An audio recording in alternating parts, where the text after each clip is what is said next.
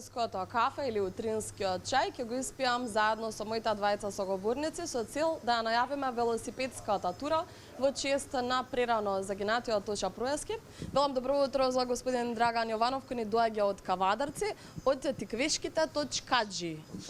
Точакджи. Добро, го вежбав да го кажам точно па гутно. Тиквешки точкаджи. Точакджи. Добро утро и добро недела. Добро утро. Благодарам за поканата. Поздрав до гледачите на Канал 5 телевизија. Така, да го поздравиме и Горан Богоевски од Скопје, исто така од Сдружение за друмски и планински велосипедизам, кој што ќе се придружи на ова велосипедска тура. Горан, добро утро. Добро утро, поздрав за сите гледачи. Драган, бидејќи вие започнавте оваа велосипедска тура пред 8 или 9 години, бидејќи ова ќе биде 9-ти пат кога ќе се одржува велосипедската тура во чест на Тоша Проески, ќе се навратиме наназад 8 години како започна, зошто започна оваа тура, но да објасниме по 9-ти пат од каде се тргнува, која ви е почетната цел, која е крајната цел, колку велосипеди ќе се луѓе кои што возат велосипеди ќе се придружат кон ова здружение. Многу прашања. Многу прашања. Ајде да се вратиме малце наназад, значи некаде 2015-16 во времето кога беше голема експанзија на велосипедизмот, кога почнаа да се возат и тие малце подолги тури, некако ми дојде идеја да предложам да да организираме нешто подолга тура и да биде наменета за некој. Во тоа време, како голем фан на Тоше Проески, некој најлогично ми беше да биде тоа во негова чест. Од моето здружение Тиквешки точакџи од Кавадарци тоа го прифатија како предлог и требаше некое време, значи 2 години да се сложат коцките, да можеме да се организираме и конечно 2018 година тргнавме тројца велосипедисти и еден техничка поддршка што беше со моето возило во непознато. Тргнав во непознато, тука беа предходно, значи, контакти преку Facebook, барање на интернет, каде да одиме, каде да се спие, која ќе биде рутата. За сето тоа да биде валидно, со еден пријател од Кавадарци, кој беше многу добар другар со покојни Тоше Проески, отидовме во Крушево да побарам дозвола од неговите родители, дозвола од спомен куќата, да може сето тоа да биде регуларно. Значи не е само ајде да го користиме името на Тоше Проески. Луѓето ја прифатија таа идеја, го прифатија предлогот, добивме одобрение и така 2018 тргнавме. Колку низ годините велосипедисти ви се приклучија на оваа велосипедска тура?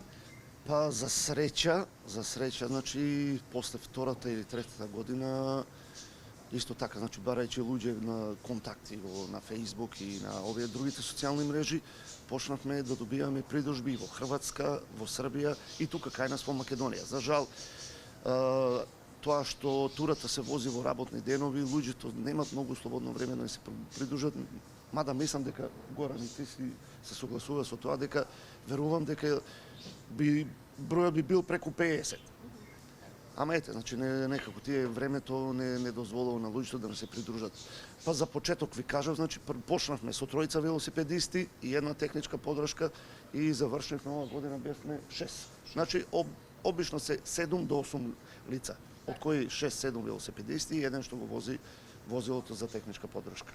Горан, и вие сте искусен велосипедист, сте учествувале на многу велосипедски тури. Како дојде во контакт со Драган и со неговото здружение, кога вие се приклучивте на оваа велосипедска тура? Па Македонија не е нешто преголема.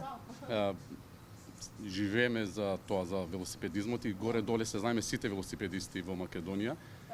И пред 2 години, значи 23-та, на покана од Драги, значи се знам ја и со нивниот председател Живко, поздрав и до него, ми се јавија и она ми предложија дали би сакал, нели, да ја возам ова тура, кој радува што се работи и како се вози, за кого е, не се ни двоуме, немав одмор користен, но одма реков доаѓам без разлика што, дали треба финанси, не треба, прифаќам. Единствено само можеби се предумислував она дали ќе издржам психички и физички, пошто сепак немав такво искуство да возам 6 дена во 6 етапи, 1000 километри се во прашање, се собира, немав такво искуство, али се извозе таа година, бев пресреќен, поносен, горд, нови контакти, нови пријатели у Хрватска, со нив ептен се здруживме, се зближивме. Пак бев поканет и еве и 25-та да возам со нив, уште и други пријатели луѓе. Прекрасно чувство, горе не пречекуваат многу убаво и хрватите и србите и во Македонија секаде сме, која знаат за што се работи, која е приказнава и за која е целта.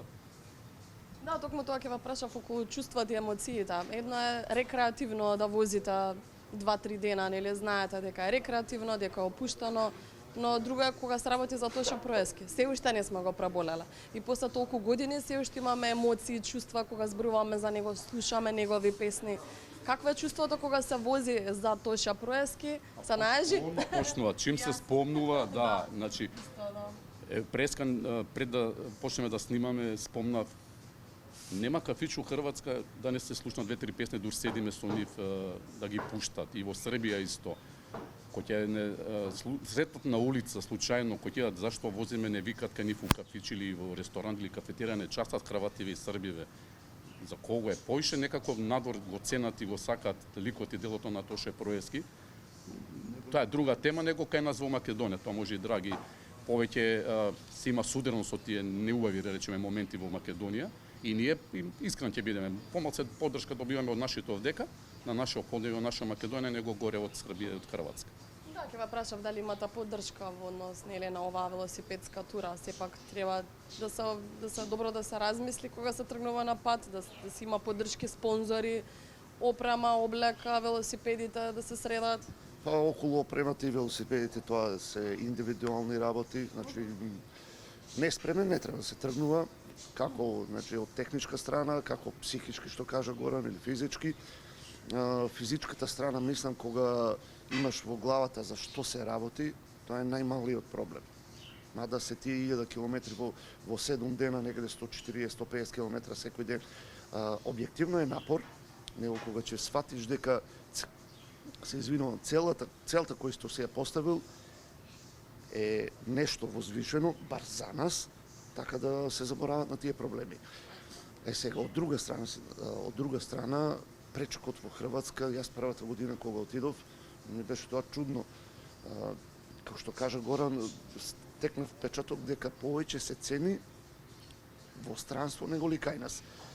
Например, мене ми беше чудно што во Нова Градишка постои спомен обележје, една спомен плоча, од пред 3 години има и споменик во чест на Тоше, тоа е така средено, чисто, одржавано.